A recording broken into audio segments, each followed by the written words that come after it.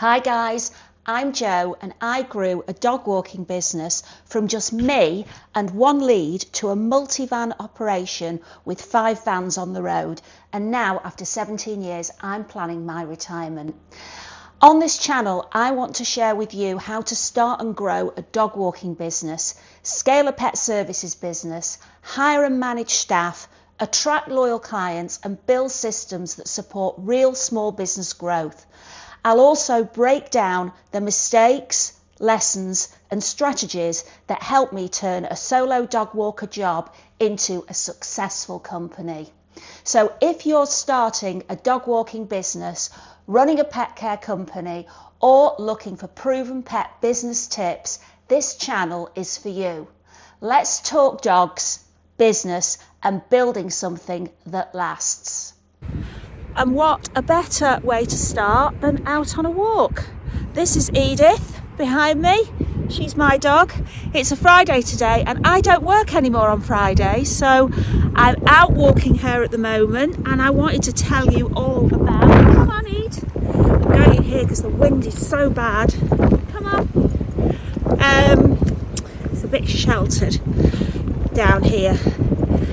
I wanted to tell you where it all started, how I started my business and what gave me the inclination to do it really.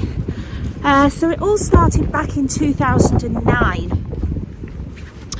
when I had a dog called Benji, and he was a cockapoo and he was absolutely brilliant at agility and he loved to work. So I started doing agility classes with him and he was absolutely brilliant. We did quite a few competitions. And he won a few rosettes and he really loved it, and that's what got me interested in dog training and also canine psychology. So I decided that I might want to start doing some dog training. So with that in mind, I did an online course in canine behaviour, and it's a long time ago now so I can't even remember what the course was called. There's lots of them now obviously. And I did that course, and at the time I was working part-time in a farm shop, and I knew quite a few people in there. People came in regularly and a lot of people had dogs, and I was telling them what I was doing, and I thought as part of my kind of training and getting to know different breeds of dogs and their behaviour, etc., it might be a good idea to do some dog walking. And as it happened, 2 of the customers worked part-time and were interested in having a dog walker. Now then, at that time there were no dog walkers. I mean, I think there was one in my area, so that gives you an idea of how unusual it was to have a dog walker. But that's how it all started, and it made me change the way I was thinking about doing the training, because I suddenly came to realise that I thought dog walking was going to be the next big thing. Look, so I started off with just 2 clients. I had a Toyota Land Cruiser. I put a couple of crates in the back and I started walking them before I used to go up to work at the farm shop. So I was extremely fortunate because I got my first 2 clients, and before I knew it the word had got around and I had started to get more and more inquiries. Now back in the day then, although there was social media, it wasn't a massive way of promoting businesses. So it was more the old-fashioned way, and taking business cards, dropping them off in vets, etc. And I would say within probably 12 to 18 months I was pretty much at maximum capacity. And by then I had bought myself a van as well. I'd had it kitted out with built-in cages, so I'd invested in that. And I'd also had somebody design a logo for me, which was very, very professional, and I'd had all my van wrapped with this whole logo, and it was extremely eye-catching. That was my best ever advertising. I was picking up this poo bag, sorry. My best ever way of advertising, because when you think about it, you're driving around every day in that van and people are seeing you time and time again, going to the same places, and I got noticed, and the van was very, very eye-catching, and I'll show you a picture of it. So that's where we started, and from there I got to the point where I was getting inquiries and I couldn't fit them in, so I had to think about taking on somebody else. The one thing I would say at this point is, when I started the dog walking and I decided that there was a gap in the market and I thought that the dog walking business was really going to take off, everybody said to me, "You're mad, it'll never work. Who's going to pay somebody to walk their dog for them?" It's quite unnerving when you're starting a business and people kind of say, "You're mad, it'll never work," because there is an element of it that you start to doubt yourself a little bit. But I thought to myself at the time, what have I got to lose? I'm going to sell my Land Cruiser. I'm buying a van that's worth probably less than that. And at the end of the day, I need a vehicle. So if it doesn't work, what's the worst thing that could happen? I've bought a van, you know, I could sell it and get another job. So that was really my mindset. But I did have people encouraging me as well. I had some close friends that said to me, if anybody can do it, you can. And I suppose that gave me a bit of confidence as well. So the lesson from that is that if you've got a dream and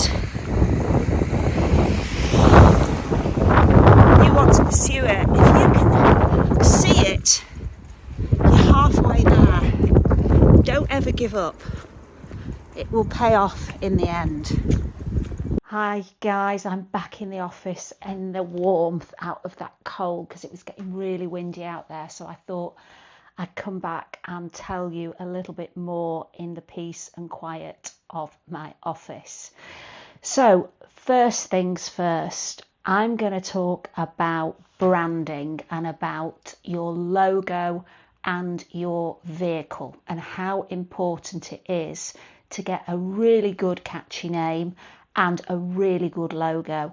And you know something, this is, and I absolutely swear that it was the best thing for my business, was the actual logo that I had and the name that I chose.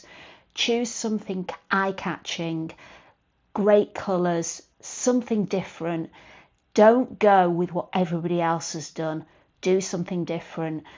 Steer away from paw prints. That was my pet hate. I'm going to be totally honest with you. I think it's dead cliche. Go for something different. Go to a graphic designer. Pay for it, because you know something, if you do, it's just worth its weight in gold. It's all your advertising and it's free once you've got it done. Your van will be done and it's free advertising. So it's definitely worth spending the money and spending the time getting your branding right.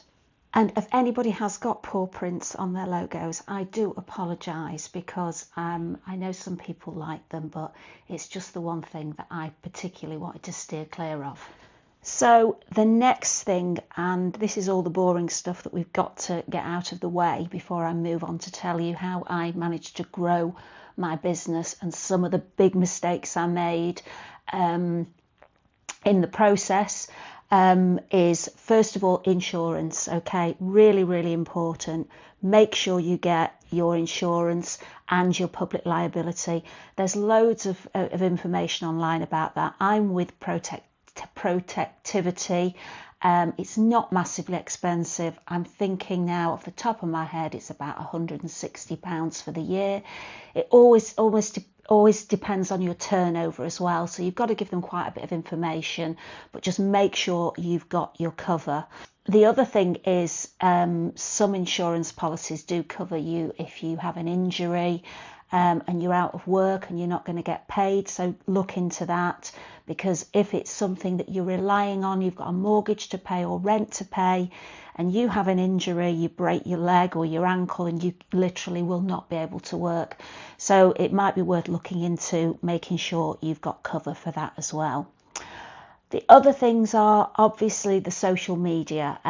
That is massive. Share on all platforms. I do. I've got Instagram, I've got Facebook. I don't do TikTok just because I get social media overload. And most of my clientele, I think you've got to look at kind of what the demographic is of your clients. If they're younger, then obviously TikTok is much more popular. The majority of my clients don't do TikTok.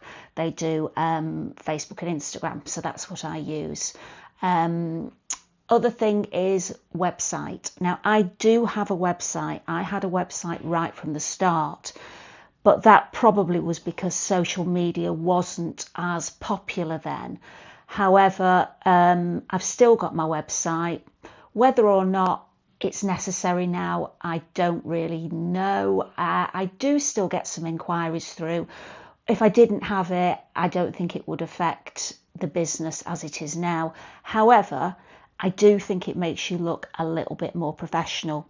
And I do think that if you've got a good website, that if people are searching on Google, for example, for dog walkers in the area, then, you know, you're going to come up. Whereas Facebook's a bit flooded with it now.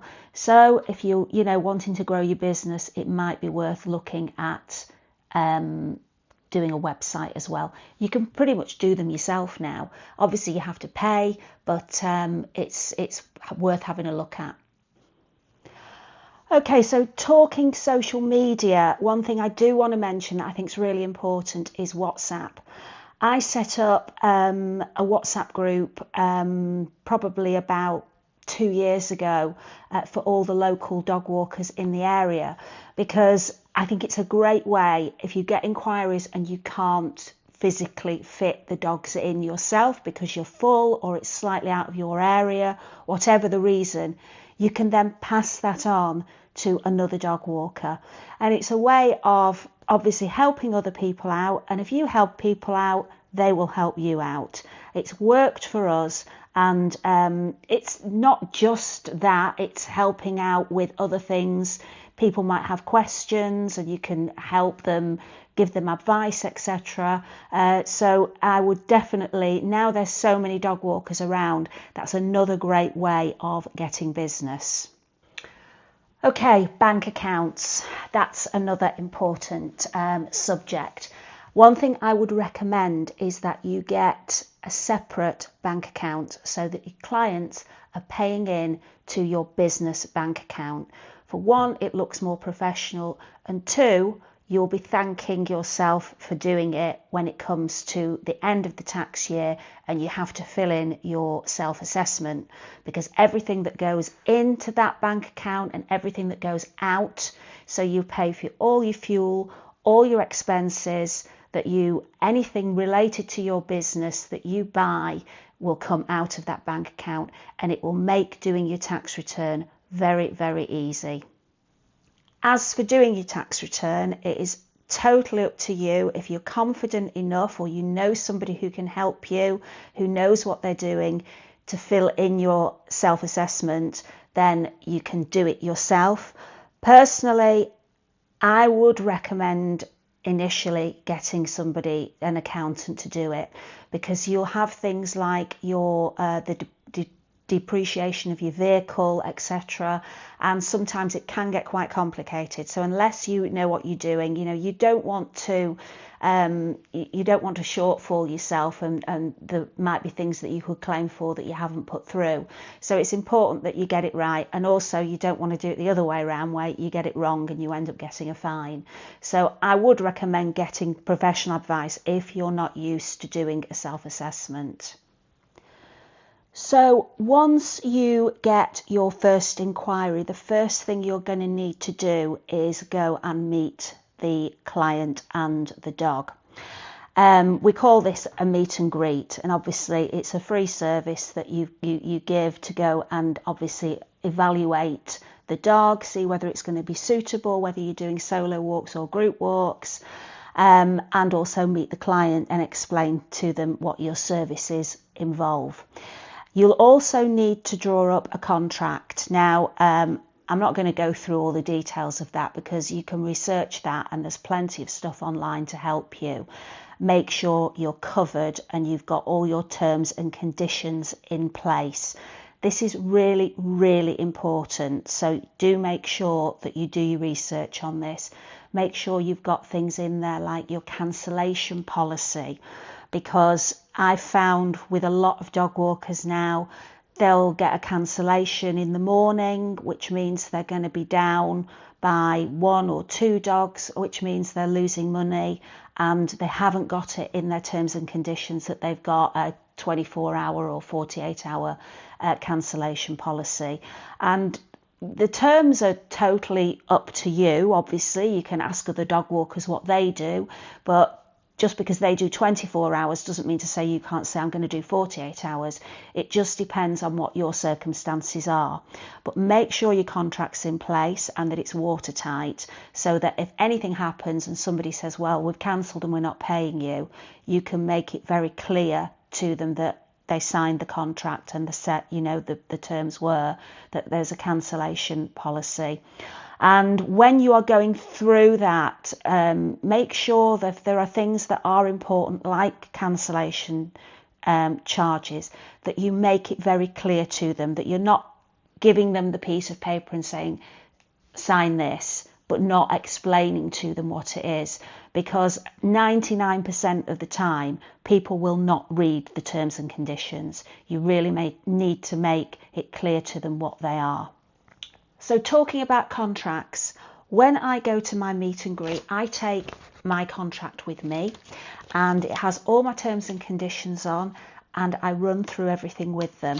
It has everything on there, from emergency situations to security of keys, cancellation terms, etc. And what happens if they decide they don't want to use me anymore, what the terms are for that. And I run through everything with them and I get them to sign it, okay? So that's the main contract. The other thing that I have is a pet information form, and that is to get all the information I need to know about the pet, the breed of the pet, whether it's neutered, whether it's spayed, the fact that it's going to have an ID tag on. ID tags is another thing. Make sure you get some ID tags that you can use with your number on, because if the dog does get lost, then it will refer back to you.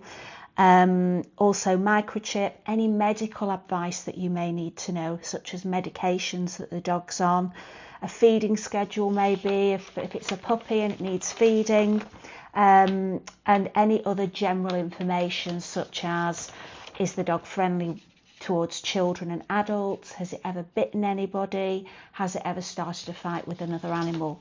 Just everything that you're going to need to know about that dog.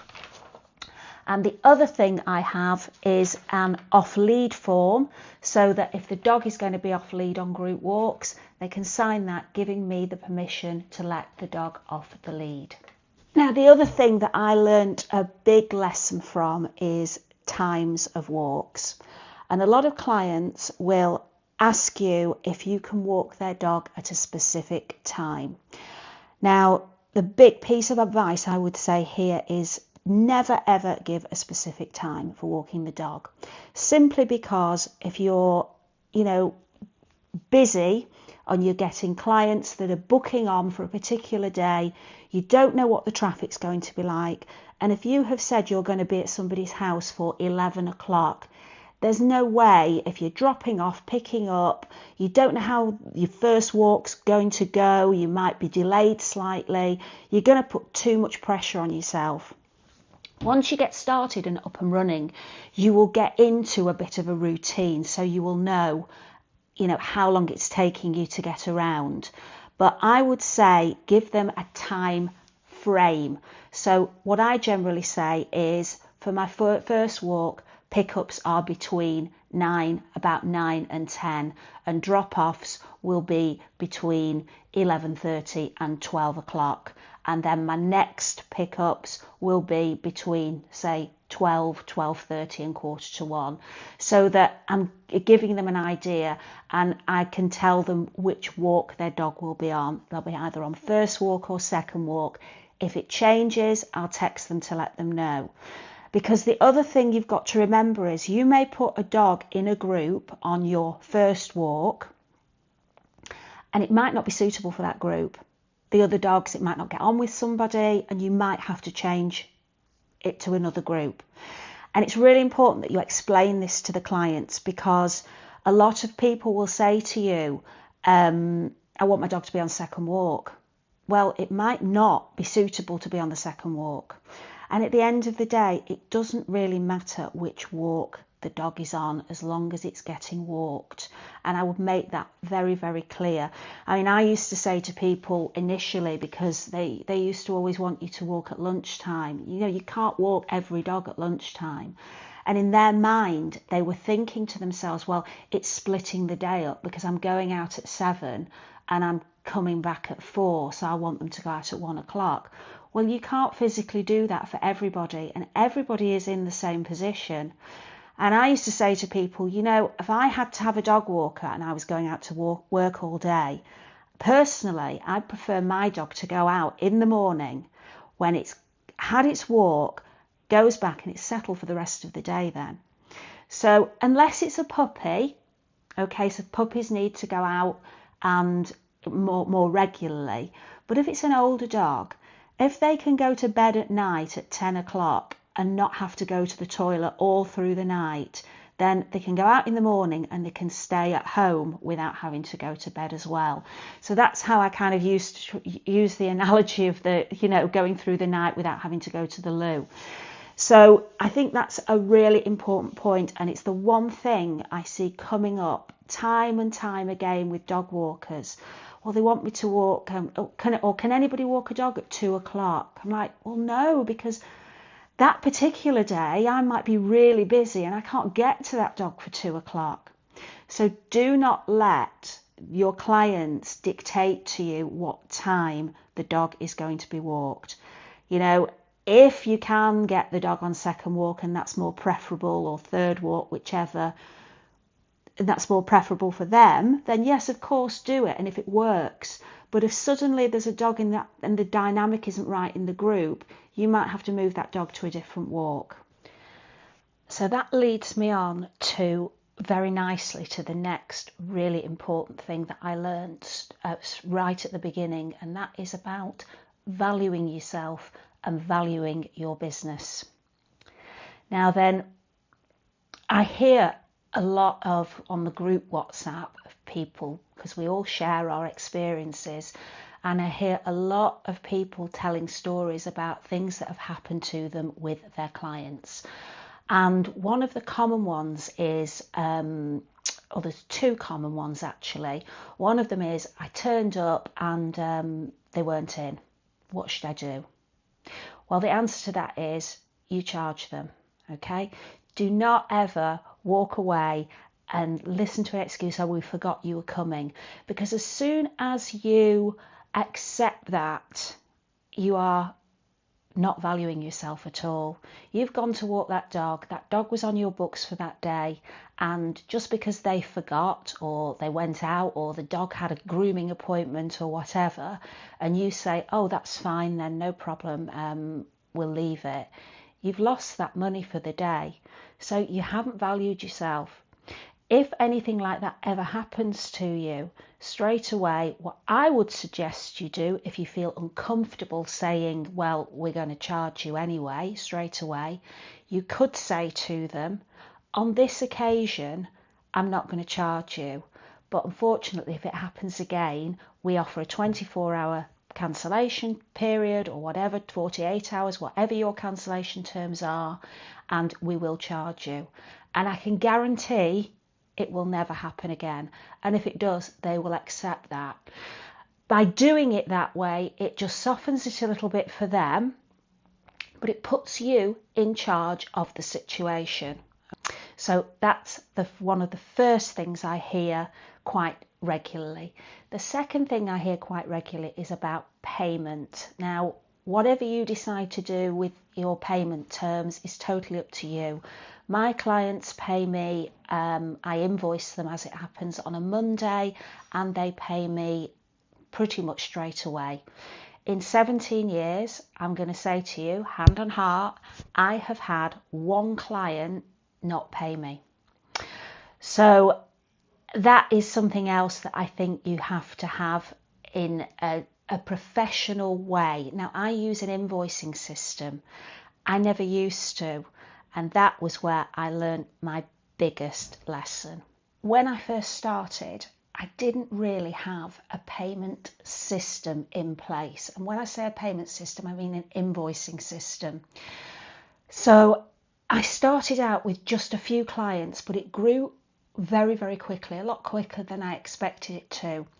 And when I did my meet and greet, I just used to say, just pay me at the end of the week, either set up a standing order or, just make sure you have a reminder to pay me at the end of every week for the walks that you've had that week. Or I'll send you a text message to remind you what the payment is. And what I used to do then is I used to literally go through my bank account and tick off who'd paid. But it was a really long-winded and complicated system. And some people would pay me on the Monday, some on the Tuesday, and it got so confusing. And then some people would forget to pay me, which it can happen because they weren't actually physically getting an invoice, or I was just sending them a text message reminding them to pay, and they were missing it. So I didn't have this system in place, and it cost me a client. And it was a good client, and she was quite within her rights, and she was, what she said was right. I won't go into the detail of it because it was quite complicated. Yet they had 3 dogs and then it reduced to 2, and she automatically reduced her payment by the amount she thought she had to reduce it for, to reduce the number of dogs, but it wasn't the right amount. Now, I hadn't picked it up, and I didn't pick it up for about a month. And then when I did pick it up, she was very confused and she was a bit disappointed, and actually quite rightly so, because I should have made it clear what the new pricing was for the dogs that she was having walked, and I didn't. And she said to me, well, when do you send your invoices out? And I thought, I don't send invoices out. I just rely on people to just pay me, which was a real big mistake.